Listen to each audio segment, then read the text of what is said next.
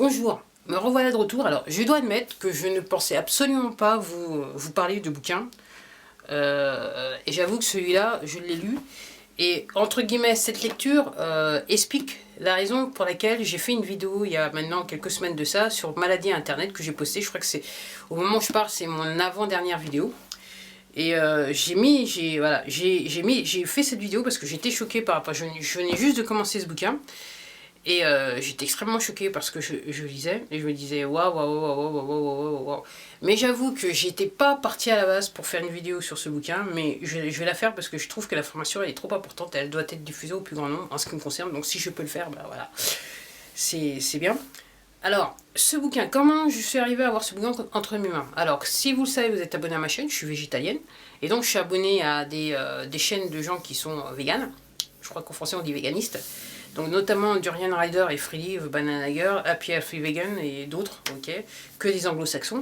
Et je me souviens, je regardais une vidéo de Durian Rider, et je dois admettre que je regarde quasiment toutes ses vidéos. Et juste pendant, je dirais, quelques secondes, c'était rapide, il a présenté ce bouquin à l'image. Alors ça a attiré mon attention parce que en essayant de devenir végétalien, en devenant végétalienne, j'ai fait un petit peu de mon éducation, on va dire ça comme ça, j'ai lu pas mal, j'ai regardé pas mal de vidéos et je savais que le point le plus important par rapport à ce mode d'alimentation, je dirais le talon d'Achille, c'était la vitamine B12. Et donc je savais qu'au bout d'un moment, il fallait quand même que j'en prenne. Mais j'entendais, il y avait des gens qui disaient oui, au bout de 5 ans, on peut, au bout de voilà, on peut transitionner de nourriture normale à végétalienne et attendre voilà, un petit peu plus longtemps. Et en lisant ce bouquin, j'avoue que j'ai un petit peu pris peur quelque part. Alors gentiment, hein, parce qu'il m'en faut beaucoup voilà, pour avoir beaucoup peur, mais bon, j'avoue que j'étais assez troublée au point de vouloir faire une vidéo sur les maladies internet. Alors je vais arrêter, je vais vous montrer ce bouquin. Le titre c'est Could It Be B12 et les auteurs c'est Sally M. Pacholok et Jeffrey J. Stewart. Alors la dame apparemment était infirmière et le monsieur et son mari étaient en fait docteurs. C'était des gens qui travaillaient dans des hôpitaux aux urgences, et ils voyaient des gens arriver aux urgences avec des pathologies. Et alors, ce qu'ils sont en train de dire, c'est que alors, c'est pas tous les gens, mais il y a quand même une grande partie de personnes qui venaient aux urgences et qui présentaient des pathologies. Et en fait, quand on vérifiait leur niveau de vitamine B12, on découvrait qu'en fait, c'était le manque de vitamine B12 qui causait, entre guillemets, la pathologie ou les symptômes qu'on pouvait avoir. Alors, j'avoue que quand j'ai acheté le bouquin, je l'ai acheté quand je l'ai vu chez Terrien, enfin, quand je l'ai vu, voilà, je l'ai fait venir assez rapidement. J'ai pris un petit peu de temps à le lire parce que je lis pas mal de bouquins, donc le temps de faire tourner le truc, c'était, voilà. Mais j'avoue que j'aurais dû peut-être le faire plus tôt. Et je dois admettre que juste voilà, les premières pages, hein, j'étais même pas au corps du bouquin que voilà, la préface et l'introduction, pour tout vous dire, voilà. J'avais fait la recherche, je savais qu'il fallait de la vitamine B12. Il fallait à un moment donné que j'en prenne. J'avais déjà trouvé la source de l'endroit où je pouvais en acheter. Je me suis tâté, j'ai hésité, je me dis peut-être que c'était, voilà. J'avoue que j'ai lu la préface, l'introduction du bouquin, et j'avoue que dans la demi-heure qui a suivi, j'ai cliqué pour faire venir la vitamine, parce que j'ai compris qu'il se passait des choses. Alors, j'avoue que honnêtement, j'aurais dû lire le bouquin plus tôt, parce qu'en fait, il y a des, voilà. Alors, en haut là, si vous voyez, je vais traduire. Alors, ah ouais, le problème c'est que ce bouquin, en ce qui me concerne, ils ne sont pas traduits en français. Alors, c'est un bouquin qui à l'origine avait été publié en 1963. Sa dernière édition, elle date de, je vais regarder, elle date de 2011. Donc moi j'ai la seconde édition. Alors, la cause, pourquoi je fais cette vidéo, c'est que la cause du manque de vitamine B12, alors, c'est très important. Si vous êtes, entre guillemets, ce qui est écrit, c'est si vous êtes végétarien ou végétalien, vous devez absolument prendre des suppléments de vitamine B12. Le mieux, ce qu'ils écrivent, c'est il faut se l'injecter, au moins 1 à 2 fois par mois. Et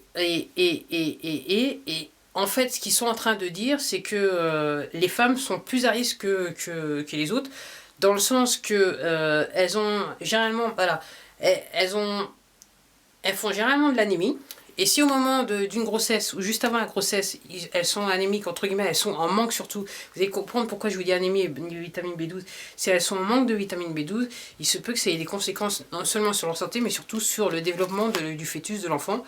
Et ce qu'ils sont en train de dire dans ce bouquin, c'est qu'il y a des enfants qui naissent parce que la mère avait un manque de vitamine B12, et effectivement, ça donne les enfants naissent, ils sont autistes, ils ont des problèmes de psychomoteurs, ils ont des problèmes mentaux, des problèmes de développement. Et pour les adultes, pour ceux qui sont en manque, ça donne alors ça peut commencer par la dépression jusqu'à la démence et Alzheimer, c'est ce qu'ils sont en train de dire. Et en fait, ce qu'ils sont en train d'expliquer, c'est que ce manque de vitamine B12, ça se fait dans le temps. Donc si vous avez une valeur très basse, dans le temps, lentement mais sûrement, ça va diminuer, arriver à un point où ça va attaquer certains de vos organes, normalement les systèmes nerveux et le cerveau. Et si vous êtes un adulte, effectivement, vous avez des chances de devenir fou. Ok. Et alors, si vous êtes plus jeune, vous avez des chances. Et si vous êtes un enfant en bas âge, voilà, et que voilà, il y a des chances pour que l'enfant il naisse pas entre guillemets, il ait des problèmes de santé à la naissance. Et en fait, elle parle aussi, elle émet la possibilité d'avoir la maladie de Crohn. Alors moi, j'avoue, je connais des gens j'avais rencontré des gens qui avaient la maladie de Crohn, et là, je me pose des questions. Et j'avoue que, ayant un parent qui était malade, j'ai lu ce bouquin et je me dis ouais, effectivement.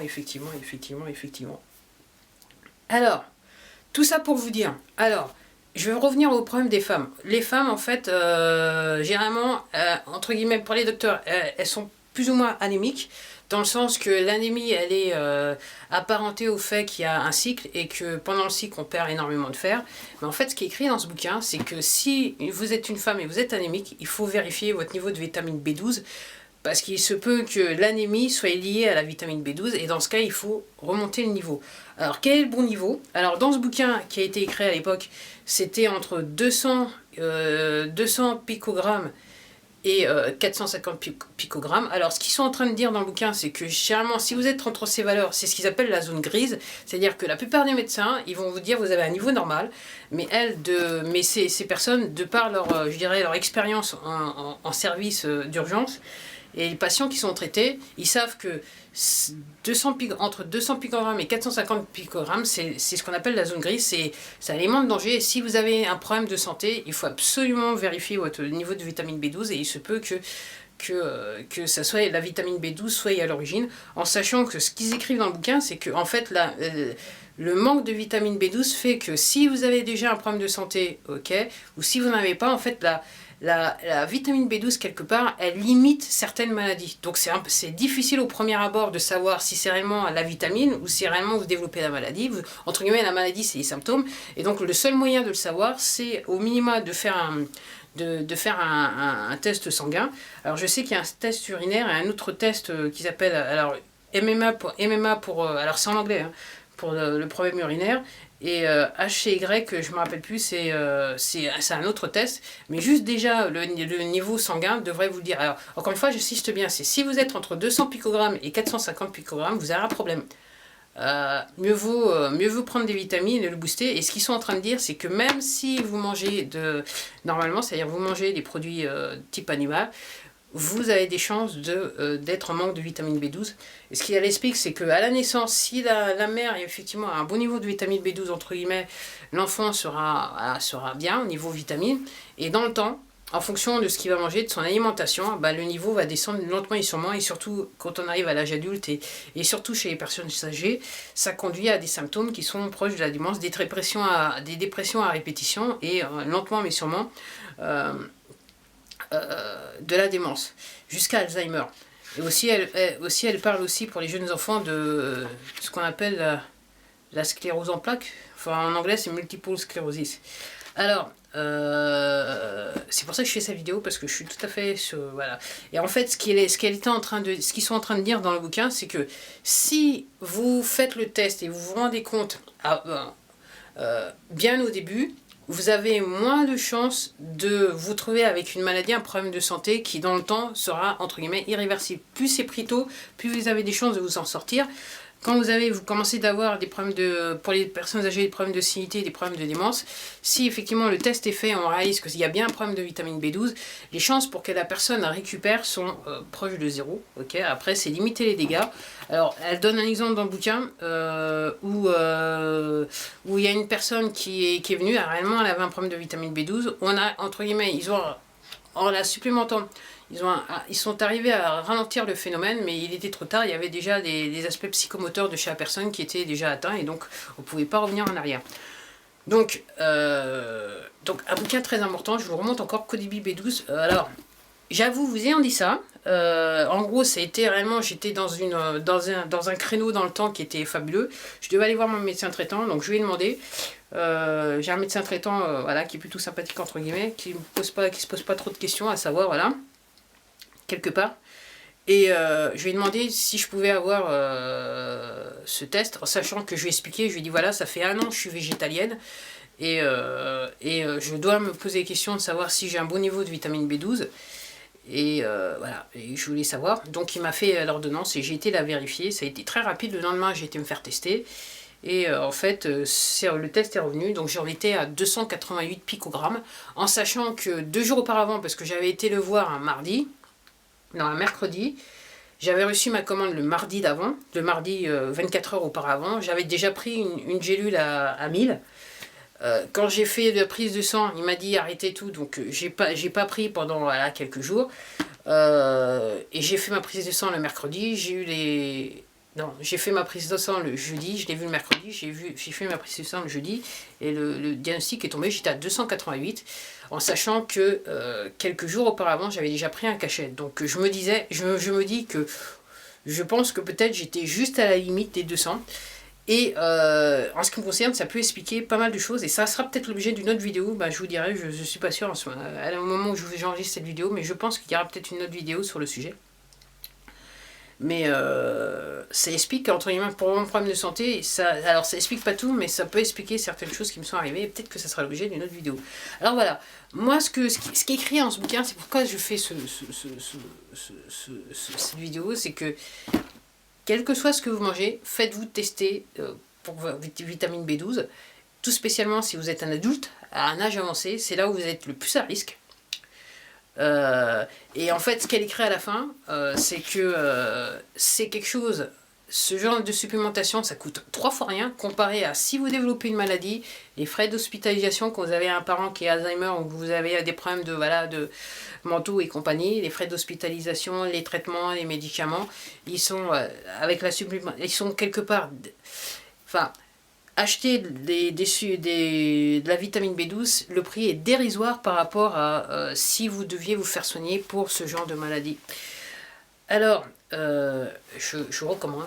Alors, si vous pouvez lire l'anglais, vous êtes chanceux, c'est ce que je disais dans ma vidéo maladie internet. C'est vrai que si vous parlez l'anglais, surtout vous pouvez lire l'anglais, clairement, au moment où je vous parle, je trouve que vous êtes clairement à un avantage, parce qu'il y a une pléthore d'informations. Alors, encore une fois, il y a tout, il y a du bon, il y a du moins bon, mais après, à force de faire des investigations, vous arrivez à trouver le bon, vous